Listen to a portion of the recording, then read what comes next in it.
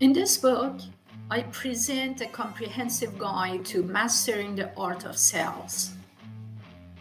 From the very beginning, you will be introduced to the holistic approach that is essential for closing deals and building strong relationships with customers. With a focus on understanding the sales process, you'll gain valuable insights into each stage, from finding the right prospects to conducting effective sales meetings. I emphasize the importance of building rapport and trust with prospects, as well as the power of active listening and asking the right questions.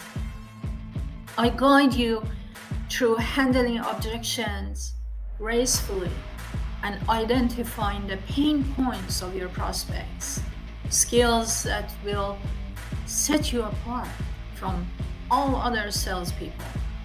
You'll learn the importance of understanding your product or service inside out, crafting compelling value propositions, and presenting solutions that meet the needs of your prospects. All these are based on my experience as a salesperson, sales representative, working in different departments, both in bigger organizations and small businesses. I also delve into overcoming common sales challenges which I faced in the past and how I found the solutions for them, building and motivating a strong sales team and measuring sales performance.